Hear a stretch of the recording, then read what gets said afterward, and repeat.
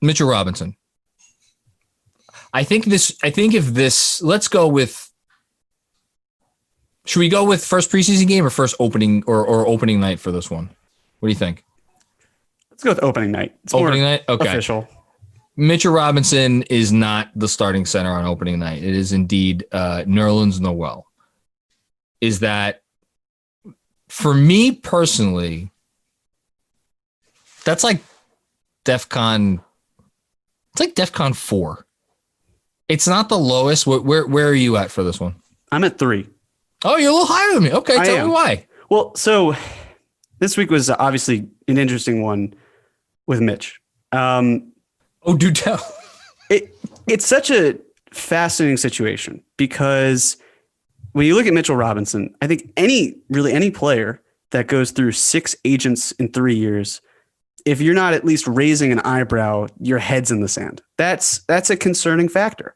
Now, I mean, does it mean that the world's ending? Of course not. I saw people were celebrating that he's not with Clutch anymore because that means he's going to get a different pay salary. But I don't think that's really going to affect it very much. I think fact is it's just he's changing agencies and he doesn't necessarily know where to latch onto. And if you're leaving Clutch after that short of a period of time, that could be an orange flag, I guess you could say.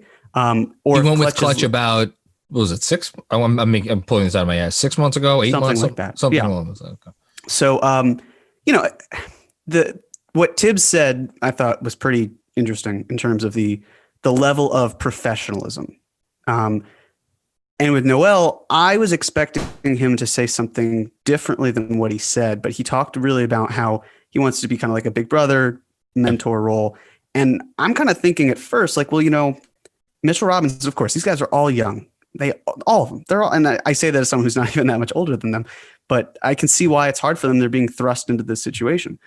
But it struck me as fascinating that you have Noel, who, if you read Tanking to the Top, I mean, this is a guy who came into Philadelphia with a torn ACL. Yeah. He showed up to basically everywhere high. He couldn't play. He would be late to team practices. Yep. The plane couldn't leave because he was usually lagging behind.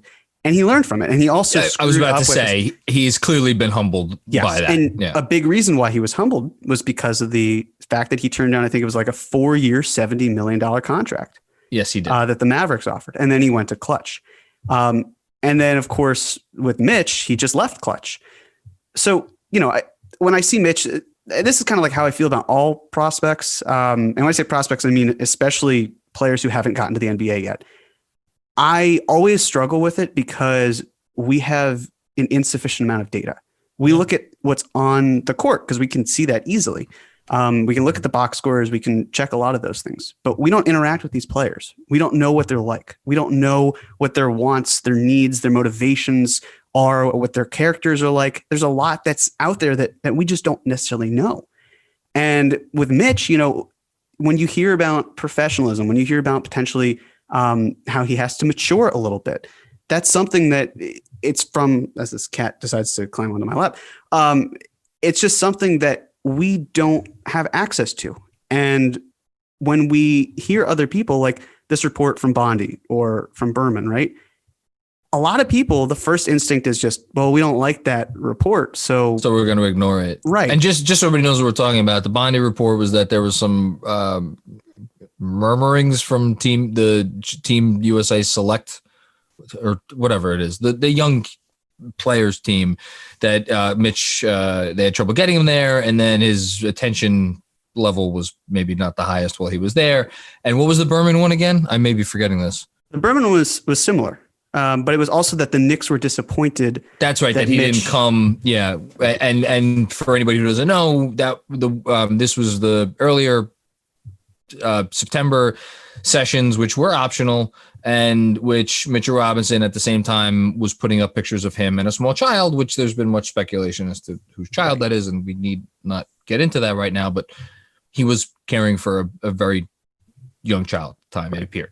So we'll just leave it at that. Yeah. And I think the thing about those reports, it's tough, right? Because if they had reported the thing about Team USA at the time, people would have probably thought, oh, well, that's just these guys trying to stir up some shit. And now if they post it, it's like, well, why didn't you post it before? Because it's just not relevant. There's never really a good time to post something like that, especially because it's not something that we as fans may want to hear. So just to kind of wrap it up, I think that the thing about Mitch is that if he's not starting, because we know last year that he was more comfortable coming off the bench, it maybe is a sign that either he's not comfortable stepping into that role, or that there's not an opportunity. He already said, I want to start, which is not something he has said before. Right. So I think that's notable. Sure. It absolutely is. But again, it's the sort of thing where maybe it's to also light a fire under him. Like, if you really want this, fight for it. So again, that's why I think 3 is more appropriate for me, because you're not at a DEFCON 1 of, oh my God, I can't believe Mitchell Robinson's not starting. But you're also at a 5, which is that, well, if he's still getting significant minutes, and if he still has this opportunity to try to knock Noel out of that spot, then that's something to consider. Yeah, I think we're both right. Here's what I'll say. 2 things real quick on the court. Given how slowly Mitchell Robinson has started each of the last 2 years, this is now becoming a trend. It would not surprise me if Tom Thibodeau looked at the 2 of them, him and Noel, and deemed Noel the guy that gave them a better chance to win on opening night. And if that's what Tibbs thinks, then you know what? It's the type of thing you can make an argument about, but it is not a type of thing that on its face is like flat out wrong. Because then you get into the issue of like, oh, so the coach is going to play the guy that hasn't earned it because he has a certain role within the organization. Like, there are times when you could do that, and there are times when you cannot do that. And I don't think where the Knicks are at right now, new coach, new regime, the whole thing, trying to instill some kind of ethos in the organization that mean a damn, because God knows they haven't done that in a while. The notion of like starting the guy that deserves it is something that I personally am getting behind. So then it becomes to, well, why am I at DEFCON, what was I at? 4, as opposed to the lowest level, which is 5. And it's because Mitch hasn't really taken that step forward that maybe we would have wanted him to take by now. And B, the stuff you talked about. And, God, it's tough because I'll say this. Mitch is not a bad, I can't call him a guy because he's not a guy, he's a kid. And that's what it comes down to. He is a child. And I don't mean that as an insult. I just mean that anyone who's ever spent 5 minutes around the guy knows he is an immature sort. Not in the sense that he's immature and that he's lazy or he shows up late or like he'll pout, or he's just like, he's immature in the way, like, go find a teenage boy. Like, great. Congratulations. You've met Mitchell Robinson. And so I think a lot of the stuff, the agent stuff, who is making these decisions for him. And, we don't need to get into that. I've kind of hinted at that in the newsletter recently, and I'll be writing about it today a little bit. It's just, he needs to get that shit sorted out at some point. And that is important. And if he still does not have that shit sorted out right now, that is slightly worrying. Especially if it could influence the way he goes about his business. I tend to think though that one is not influencing the other. I think highly enough of him to think that he will keep the focus where it needs to be on the court. Not to say that he does not have areas of growth there. He does, but I think those are separate. Yeah. And just to be clear, for me, it's not necessarily even about the money. Because when you look at the free agent class and what's out there, the money's going to take care of itself no matter who his agent is. For me, it's more about, the reality is that he has about 40 games to prove that he can be here on a long-term contract. Again, not the money. It's the fact of working with Kenny Payne, Tibbs, being in the building, all of these guys, seeing what they're able to see.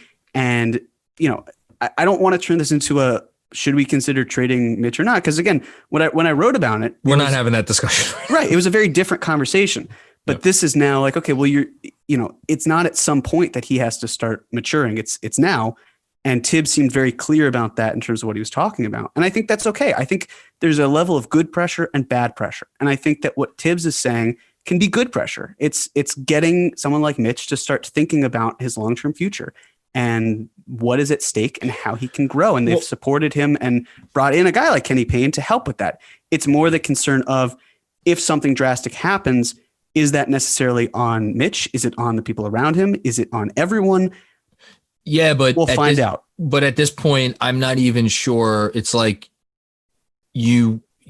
sometimes situations in life get to a point where you take the situation as it is and you don't necessarily pay as much attention to figuring out the reasons for it. You just have to, and they are on the verge of either making a very significant investment in a position which we have talked ad nauseum on this program about may not be wise to make in the modern NBA unless you have a special guy. And we got into all the same arguments on Twitter, speaking of stepping away from the ledge, over the summer about this stuff when, people would come at us and be like, he has the potential to be special and be this and that. Well, guess what? We're here. This is the year to show it. If he doesn't show it this year, then it's like, okay. And then all of a sudden you get into some really dangerous territory, because if you don't want to extend him, then the clock really starts ticking as to, okay, well, am I looking to move him? What can I get for him? If teams know that I'm mentioning his name, aren't they going to get so it gets into a whole host of things, and it would be just a lot simpler if you got his shit together and look like Hopefully the guy. And look like the guy that we know he can be.